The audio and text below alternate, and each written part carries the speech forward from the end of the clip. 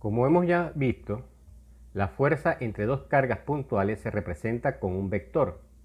Por esto, para entender los problemas sobre la ley de Coulomb, es necesario tener claro los conceptos sobre vectores. Entonces, comencemos por entender qué es un vector. Podríamos decir que un vector es un segmento orientado, es decir, imaginemos un segmento que esté orientado hacia algún lado. Este es el extremo A y este el extremo B.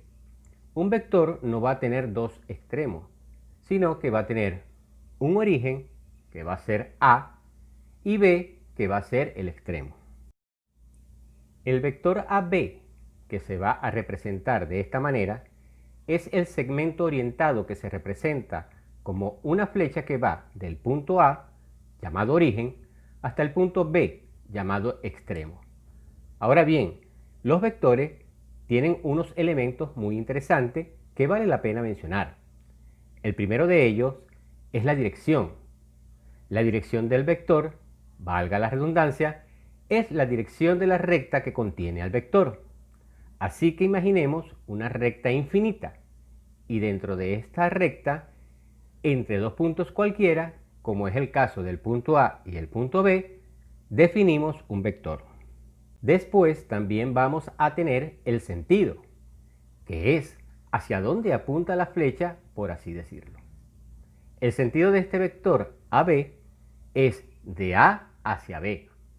Un vector diferente sería, por ejemplo, el siguiente.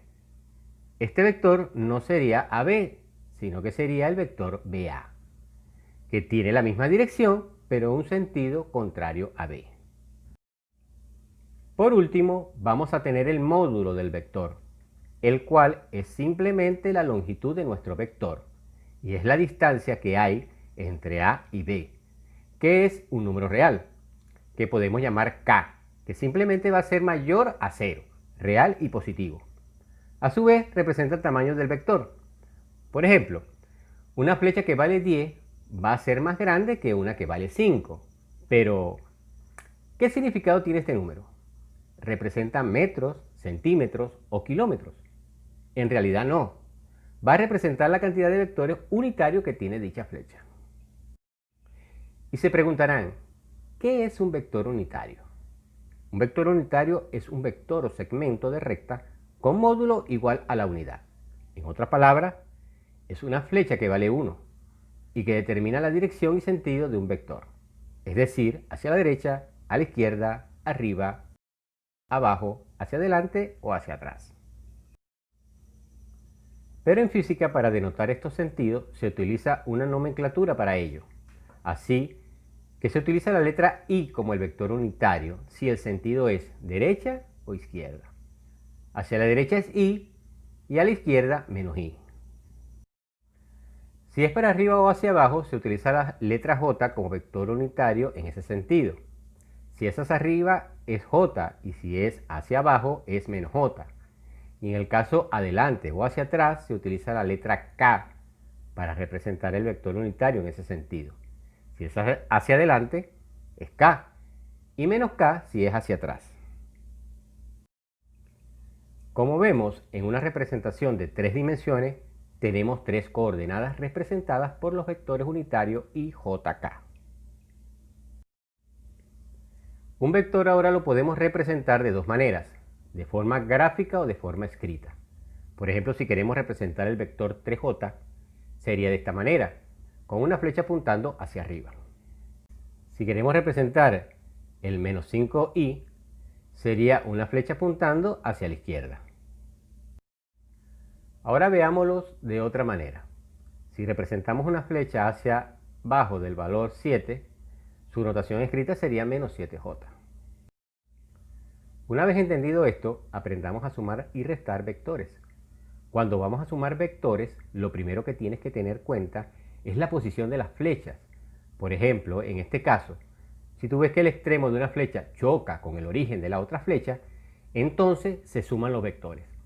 Pero si en el caso contrario, el extremo de una flecha choca con el extremo de la otra flecha, o el origen de una flecha choca con el origen de la otra, entonces se restan los vectores. Cuando sumamos o restamos vectores, nos da como resultado otro vector que representaremos de color azul y que se denomina vector resultante. Veamos el siguiente ejemplo de dos vectores paralelos. Tenemos estos dos vectores, procedamos a sumarlos. La unión de estos dos vectores nos dará el resultado de otro vector, al que llamamos vector resultante. Para dibujar este vector, unimos ambos vectores, como ya se explicó, y comenzamos a dibujar desde el origen del primer vector y terminar en el extremo del otro. En el caso contrario, si tenemos unos vectores que están restando, tenemos que hacer lo mismo. Recuerda, tenemos que ordenar los vectores colocando el extremo de uno chocando con el origen del otro. En este caso, los dos vectores se superponen y el vector resultante azul va a iniciar desde el origen del primer vector hasta el extremo del otro. ¿Qué sucede si tenemos 5 vectores que tienen diferente dirección y sentido? En este caso, ordenamos los vectores uniendo los extremos con los orígenes de cada vector. Y al final trazamos el vector resultante desde el origen del primer vector hasta el extremo del último vector. Esto significa que el vector resultante es equivalente a los 5 vectores, lo que implica que se pueden reemplazar estos 5 vectores por uno solo. Uno es igual al otro. Volvamos a los dos vectores anteriores, pero esta vez le daremos un valor a cada uno. Al más grande se le dará un valor de 5 y al pequeño le daremos un valor de 3. Cuando sumamos ambos vectores, el resultado será un vector de módulo 8, que de forma escrita se representa como 5i más 3i igual 8i. En el caso de restar ambos vectores, veremos que el vector resultante vale 2, o sea 5i menos 3i igual 2i. Veamos ahora el caso cuando tenemos dos vectores perpendiculares. Acá tenemos dos vectores de diferente dirección, donde tenemos un vector de módulo 4 y otro de módulo 3. Su notación matemática sería 4i más 3j. Al graficar el vector resultante desde el origen del primero hasta el extremo del segundo, nos resulta un vector oblicuo.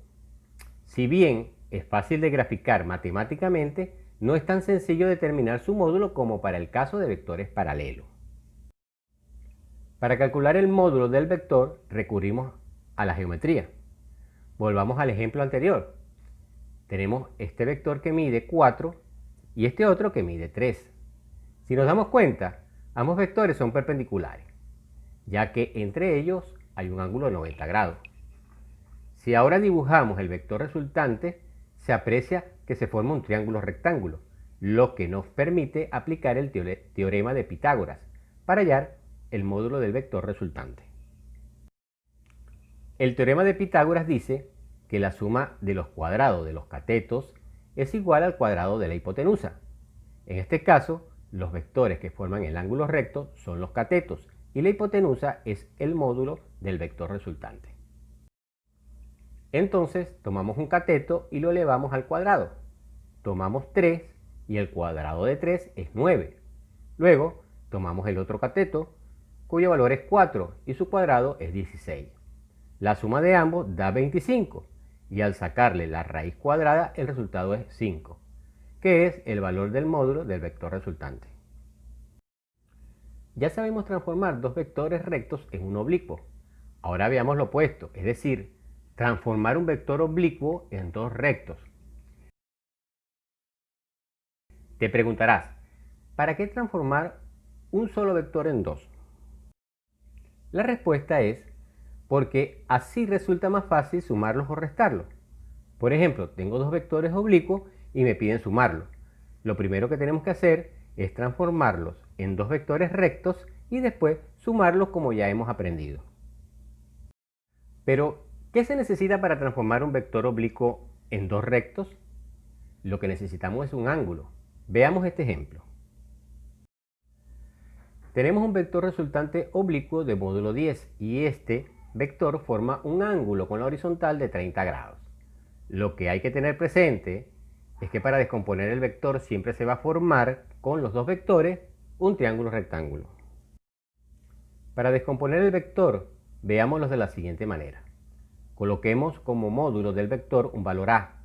Entonces las componentes de cada vector por trigonometría sería este valor multiplicado por una función trigonométrica. Para el vector que está frente al ángulo, el valor de a se multiplica por el seno del ángulo, que en este caso es 30 grados. Y para el vector que está adyacente al ángulo, por el coseno de ese ángulo, que en este caso es 30 grados. Ya teniendo claro las características de los vectores, podemos ahora entender cómo se pueden representar en un plano cartesiano. En este caso, la y es el vector unitario en la dirección del eje x, la j la dirección al eje y k la dirección al eje z. Veamos un ejemplo. De forma gráfica vemos este vector de módulo 5. Escrita de forma vectorial sería 5i, y en el plano cartesiano se denotaría como 5,0. Si tenemos este vector de módulo 7, su representación vectorial sería menos 7j y 0,-7 en el plano cartesiano. Entonces, cuando tenemos un vector oblicuo, para poder representarlo de forma vectorial o cartesiana, lo primero que tenemos que hacer es transformarlos en sus vectores componentes. Una vez que tenemos esto, podemos escribirlo de forma vectorial, que en este caso sería menos 7i menos 7j, y en el plano cartesiano menos 7, menos 7. Esto para el caso de una representación en dos dimensiones. Si el vector está en tres dimensiones, se le añade la componente k. Para entender mejor cómo descomponer un vector y proyectarlo de forma rectangular, veamos lo siguiente. Denotemos primeramente los ejes cartesianos. Tenemos el eje de las x y el eje de las y. Ahora el vector colocaremos su punto de origen en la intersección de los ejes cartesianos, o punto cero. Y observamos que este vector tiene una proyección en x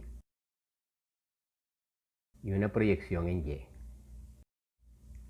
Para obtener estos parámetros, construimos un triángulo rectángulo a partir del ángulo, el cual nos va a indicar dónde tenemos que colocar el cateto opuesto, porque en la horizontal ya tenemos el cateto adyacente, que es el que está pegado al ángulo. Procedemos a proyectar el cateto opuesto. Para calcular el valor de la proyección en y, usaremos una función trigonométrica que es el seno. El seno de un ángulo, como sabemos, es el cateto opuesto entre la hipotenusa, que en este caso es el módulo del vector. Sustituyendo, podemos escribir que el seno del ángulo es la proyección del vector b en y, entre el módulo del vector b. Despejando el valor de la proyección de b en y, tenemos la siguiente ecuación. b sub y va a ser igual a b por el seno del ángulo. Ahora, para obtener la proyección del vector en el eje de las x, recordemos que este es el cateto adyacente porque está pegado al ángulo, y para calcular su valor utilizaremos la función trigonométrica del coseno. El coseno de un ángulo es el cateto adyacente entre la hipotenusa. Sustituyendo, podemos escribir que el coseno del ángulo es la proyección del vector b en x entre el módulo del vector b. Despejando el valor de la proyección de b en x, tenemos la ecuación b sub x igual a b por el coseno del ángulo. Proyectando los ejes, obtenemos los vectores correspondientes de forma rectangular. Ahora de esta manera lo podemos sumar y restar fácilmente. Ahora procedamos al revés. Teniendo la forma rectangular, es decir, la proyección de b sub y la proyección de b sub x, obtener el vector resultante y el ángulo, es decir, la forma polar del vector. Para este caso, lo que hacemos es trasladar el vector b sub y hasta el extremo del vector b sub x. Fíjense que ahora este vector más este vector nos va a dar a partir del origen, si trazamos una diagonal, el vector resultante. Si observan, aquí tenemos ahora un triángulo rectángulo, nuevamente. Para obtener el vector resultante haremos uso del teorema de Pitágoras. Recordemos que el teorema de Pitágoras nos dice que la suma del cuadrado de los catetos es igual al cuadrado de la hipotenusa, donde sustituyendo las variables podemos escribir que el cuadrado del módulo del vector resultante P es igual a la suma de los cuadrados de sus proyecciones B sub y B sub x, donde el cateto opuesto es B sub y el adyacente B sub x. Despejando B de la ecuación obtenemos la siguiente expresión. El módulo del vector resultante es igual a la raíz cuadrada de la suma de los cuadrados de las proyecciones B sub y B sub x. Ahora también tenemos que obtener el ángulo. Para ello haremos uso de otra función trigonométrica llamada tangente. La tangente de un ángulo es el cateto opuesto entre el cateto adyacente, que sería en este caso B sub y entre B sub x. Despejando el ángulo, la tangente pasa hacia el otro lado de la igualdad como el arco tangente o tangente a la menos 1 de B sub y entre B sub x. Ya de esta forma obtendríamos a partir de la forma rectangular la forma polar del vector resultante.